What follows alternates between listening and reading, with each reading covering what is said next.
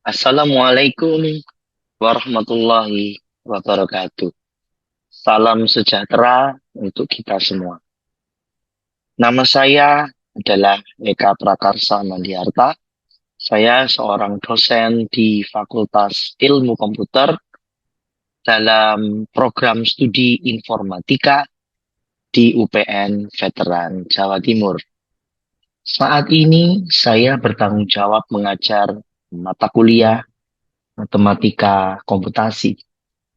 Mata kuliah matematika komputasi ini bertujuan untuk memberikan pemahaman dasar tentang penerapan berbagai cabang matematika dalam konteks informatika.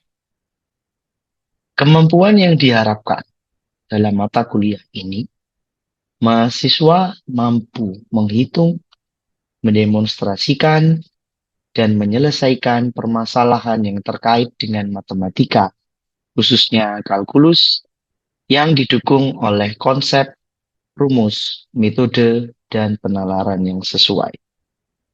Materi pembelajaran dalam mata kuliah ini meliputi pendahuluan dan cabang matematika di bidang informatika, sistem bilangan, teori himpunan dan logika proposisi, permutasi dan kombinasi, probabilitas, trigonometri, sistem koordinat, aljabar linier, vektor, matriks, aritmetika medular, turunan, dan integral. Dalam proses penyampaian materi pembelajaran, saya mengadopsi dua metode, yaitu ceramah dan problem-based learning. Pada setiap sesi pertemuan, pendekatan yang saya terapkan adalah dengan memberikan penjelasan materi secara terstruktur dan berurutan. Hal ini dilakukan agar mahasiswa dapat memahami teori dasar dengan lebih jelas. Selanjutnya, saya memberikan sejumlah latihan atau tugas kepada mahasiswa untuk dikerjakan. Tugas-tugas ini dapat diselesaikan baik secara individu maupun dalam kelompok. Dengan cara ini, mahasiswa dapat mendapatkan pemahaman yang kuat tentang materi yang diajarkan, sekaligus memiliki kesempatan untuk mengasah kemampuan pemecahan masalah mereka melalui latihan-latihan yang diberikan. Dalam berinteraksi dengan mahasiswa, saya memberi kesempatan kepada mereka untuk mengungkapkan hasil pembelajaran dari tugas yang telah diberikan. Selain itu, saya juga melibatkan mahasiswa dalam dialog yang sifatnya dua arah. Dalam hal penilaian, saya berpegang pada rencana pembelajaran semester atau RPS dan kontrak kuliah yang telah disetujui pada awal perkuliahan. Penilaian terhadap mahasiswa saya lakukan dengan cara yang objektif dengan persentase penentuan nilai sebagai berikut. Kehadiran, partisipasi di kelas, dan sikap sebesar 10%. Ujian tengah semester sebesar 35%, tugas sebesar 20%, ujian akhir semester atau UAS sebesar 35%. Berikut ini akan saya tampilkan rekaman video pembelajaran secara asinkronus atau tatap maya dalam bentuk micro teaching. Selamat pagi semuanya. Assalamualaikum warahmatullahi wabarakatuh. Salam sejahtera untuk kita semua. Pada kesempatan kali ini kita akan melanjutkan perkuliahan dengan topik atau materi yaitu sistem bilangan.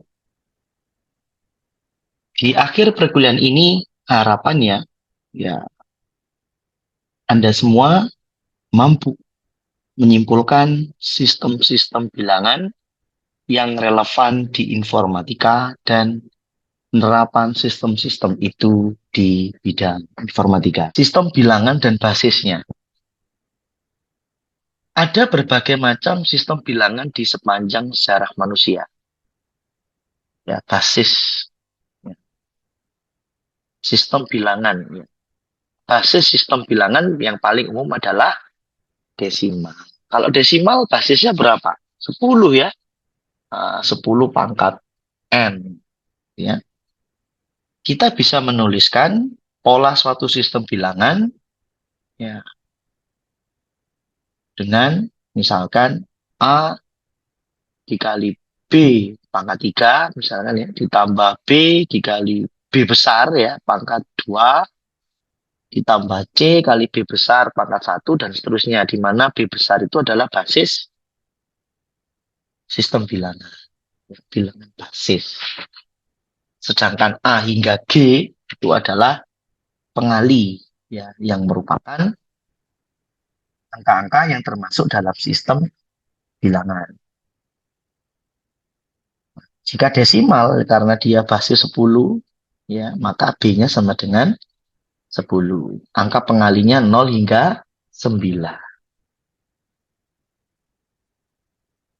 Kemudian ini mungkin yang baru bagi Anda ya kan, kalau bilangan desimal kayaknya sih dari SD ya, SMP, SMA, bahkan TK ya, Anda sudah mengenal bilangan basis 10 ya. Nah, kemudian sekarang di kuliah ya, di informatika ya, khususnya ya, Anda mengenal bilangan biner. Mungkin Anda sudah pernah baca ya sebelumnya, atau mungkin malah sudah mempraktekkan ya, apa itu bilangan biner, yaitu bilangan yang terdiri dari dua angka saja, dua digit saja, yaitu satu atau nol. Ya. Karena angka pengalinya nol atau satu, maka dia disebut basis dua, gitu kan? Sehingga ya format umumnya ini ya, A dikali misalkan ya 2 pangkat 3 plus B dikali 2 pangkat 2 plus C dikali 2 pangkat 1 plus D 2 pangkat 0 ya, dan seterusnya. Ya, misalnya eh, kalau apa namanya, satu ya satu ini ya. Satu nol satu satu, dua di sini, yang di bawah ini adalah basisnya.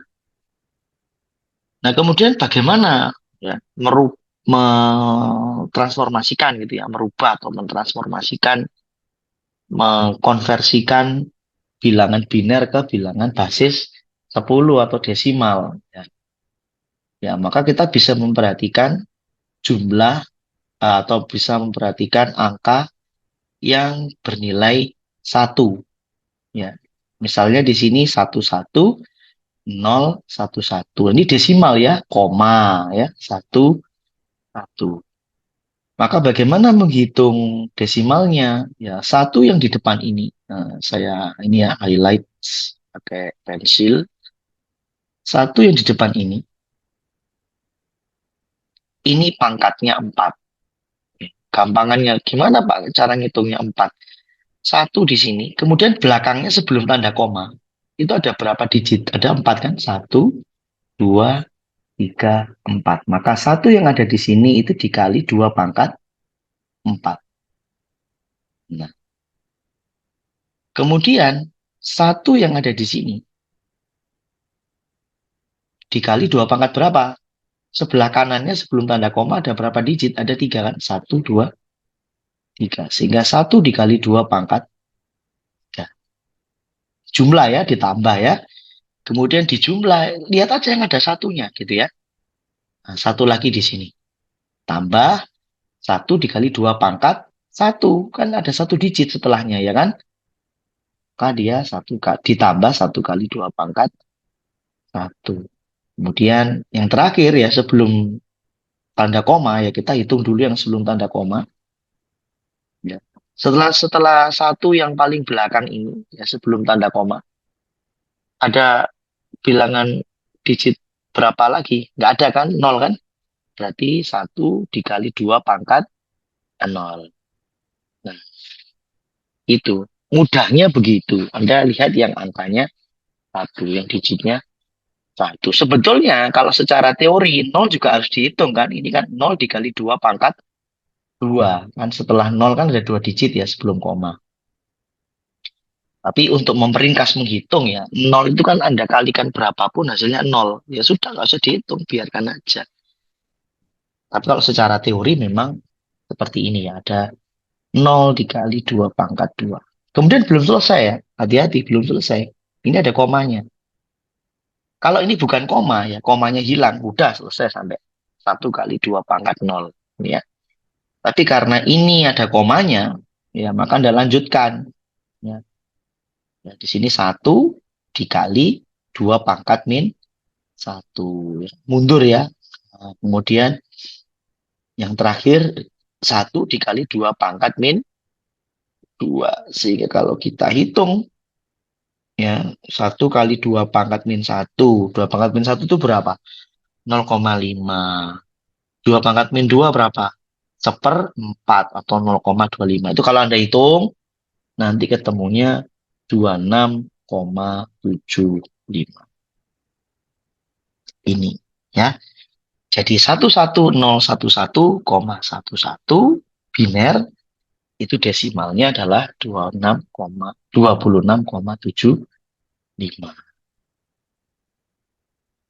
Nah, seperti yang kita bahas tadi ya, fungsi bilangan biner di informatika ya adalah basis sistem digital ya di dalam komputer digital. Prinsipnya nyala mati, benar salah ya. Ya kalau kita mengacu ke secara elektronik ya, 1 0 itu nanti dinyatakan oleh eh, tegangan rendah dan tegangan tinggi gitu ya, low voltage dan high voltage. Jadi prinsipnya 1 0 ya. Nah, dengan logika misalkan ini ya, if else ya berjumlah sangat banyak dan susun sangat kompleks, kita bisa menciptakan sistem cerdas yang menyelesaikan berbagai permasalahan. Ya, jadi karena kenapa kok di informatika atau di ilmu komputer kita mempelajari bilangan biner ya karena komputer yang kita gunakan itu untuk memproses instruksi atau data itu adalah komputer digital. Setelah kita mengenal sistem bilangan apa tadi, desimal, kemudian biner, berikutnya adalah sistem bilangan oktal. Ya, sesuai namanya oktal, ya okta itu kan 8. Ya, berarti basis 8. Ya, angka pengalinya 0 hingga 7. Sehingga karena dia basis 8 ya, maka mulainya dari misalnya 1, 2, 3, 4, 5, 6, 7, 8 kan nggak ada. Maka kita kembali ke 10, 11, 12, 13, 14, 15, dan seterusnya hingga 17. Nanti kembali lagi 20, 21, dan seterusnya bilangan. Pak, lantas bagaimana mengkonversikan, mentransformasikan dari bilangan oktal ke bilangan basis 10 atau desimal? Ya, ya sama seperti biner tadi, ya kita kalikan dengan basisnya, angka pengalinya. Ya, misalkan 356,4. Ya, maka 356 di sini kita proses dulu kan. 3 dikali 8 pangkat 2. Kok bisa 8 pangkat 2? Ya 8 basisnya. Kok bisa 2? Setelah angka 3 setelah 3 ini ada berapa digit sebelum koma? Ada 2 ya, berarti pangkat 2. Oke. Kemudian kita jumlah tambah 5. Ya, 5 kali 8 pangkat 1. Kemudian ditambah 6 dikali 8 pangkat 0. Jangan berhenti di situ. Sorry. Karena ada koma, ya. Nah, maka Anda lanjutkan ditambah 4 dikali mundur ya, 8 pangkat min 1. Ini kemudian Anda kalikan.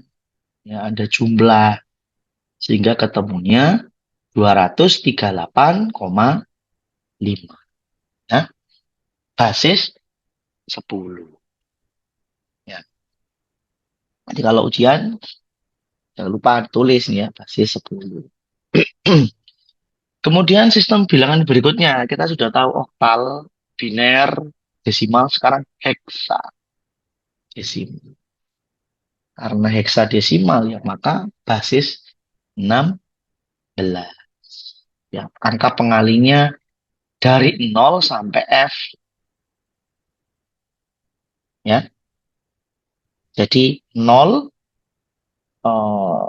range-nya bagaimana? 0, 1, 2, 3, 4, 5, 6, 7, 8, 9, A, B, C, D, E, F. Ya, ya 1, 2, 3, 4, 5, 6, 7, 8, 9, A, B, C, D, E, F. Ya, 16. Kan? Jadi kalau sudah F, yang balik lagi kan 10, 11, 12, 13, 14, seterusnya hingga 1A, 1B, 1C, 1D, 1E, 1F, dan seterusnya. Ya.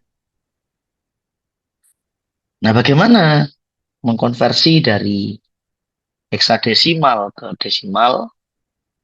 Ya, maka ya sama ya seperti yang sebelumnya oktal, biner. Ya. Nah, kita lihat yang sebelum koma dulu. Ya, di sini ada angka 1 ya. 1 dikali 16 kan basisnya 16. Ya, 1 dikali 16 pangkat 1. Ya, karena setelah angka 1 ini kan 1 digit saja ya sebelum koma. Pangkat 1. Ini 1 dikali 16 pangkat tuh ditambah. Nah, ini yang hati-hati ya. Nah, harusnya kan ditambah dikali 16 pangkat 0, ya kan? Nah, dikali 16 pangkat 0 ya, masuk bisa ya? 16 ditambah itu kan huruf bukan angka ya. Maka Anda konversikan bahwa itu kalau di desimal adalah 14. Kok bisa 14, Pak? Coba dihitung. Dari sini kan 1, 2, 3, 4, 5, 6, 7, 8, 9, 10, 11, 12, 13, 14. 14. Sehingga di sini bukan ditulis tapi 14.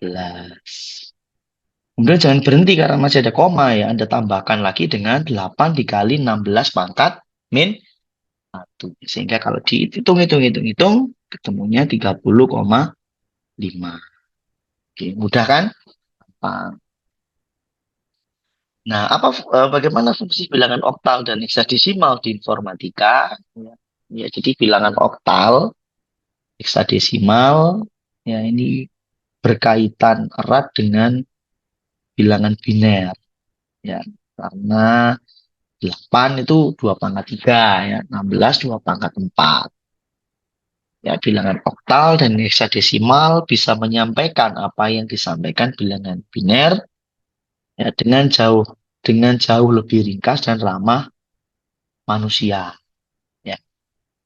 Nah, biasanya ya bilangan heksadesimal ini ya digunakan untuk apa? Nah, alamat memori. Ya, kalau nanti Anda mempelajari pemrograman ya atau sistem operasi ya, atau mungkin nanti Anda ketika mempelajari atau kuliah struktur data ya, maka Anda akan menemukan bahwa alamat memori ya dari suatu komputer itu menggunakan sistem heksadesimal. Kemudian untuk mengkodekan warna ya, ini teman-teman yang suka edit ya, editing video, editing gambar ya, menggunakan aplikasi pengolahan gambar ya, misalnya Corel Draw atau Photoshop atau yang lain ya. Nah, itu kode warna seringkali dituliskan dalam format heksadesimal. Yang paling gampang dihafal tuh kalau putih kodenya apa? FFF ya. F FF ya. Untuk ruang warna RGB ya dari 0 sampai 25. Nah, pengkodean teks ya, pengkodean teks itu lazim menggunakan standar ASCII ya. Ya kan? Loh, kenapa kok teks itu dikodekan menggunakan ASCII ya kan? Komputer ketika Anda mengetikkan huruf A kapital misalkan tidak disimpan komputer sebagai A kapital, tapi komputer menyimpannya sebagai digit. Nah, oleh karena itu harus di encoding ya, Anda buat pengkodeannya. Ya, pengkodeannya di sini bisa menggunakan aturan ASCII ya. Bilangan oktal juga digunakan di beberapa sistem komputer, tapi memang tidak sepopuler heksadesimal. Kenapa kok sebagian besar komputer atau sistem operasi ya menggunakan heksadesimal ya? Karena tadi range-nya itu jauh lebih luas dibanding oktal. Ya. Nah, contohnya apa lagi selain di memori, pengkodean warna, teks, heksadesimal juga dipakai di komputer di apa? IP address. Ya, jadi kalau Anda menggunakan IP address versi 6, nah itu menggunakan heksadesimal. Jadi range-nya lebih luas ya. Nah, ini ada latihan lagi. Ya, Anda sudah punya dua latihan ya, Anda kerjakan. Ya, Anda kerjakan sebagai tugas individu. Ya. Jadi, berapakah nilai desimal dari A 1110111 ya, ini basis 2 ya. Kemudian B 10100. Ini gampang ini ya. Kemudian berapakah nilai biner dari 15? Ya, 15 basis 10. Ya, gimana cara ngitungnya? Nah, itu kan dua pangkat berapa yang mendekati 15, ya kan? Dua pangkat berapa? Dua pangkat 3, ya kan? Dua pangkat 3. Kalau dua pangkat 4 itu berapa? 16 ya. Ini kalau Anda rubah ke dalam biner, cari dua pangkat berapa ya yang mendekati 15. Dua pangkat 3. Kalau dua pangkat 4 dua kelewatan ya, 16 deh. Dua pangkat 3 berapa? 8. 8 ditambah berapa supaya dia jadi 15 ditambah 7 ya sudah ya. Kalau 8 ini kita anu aja ya, tugasnya kita bocorkan satu aja kita kerjakan. Misalnya Anda kerjakan di rumah ya. Ini saya kasih clue ya. 8 tambah 7. 2 pangkat 3 atau 8 itu binarnya berapa? 1 0 0 0 ya. Kemudian 7 binarnya berapa? 2 pangkat berapa yang mendekati 7? 2 pangkat 2 ya kan? 4. Maka 7 itu 4 ditambah berapa? 3. Sorry. 3. Ya. Nah, sebentar. Menghapus.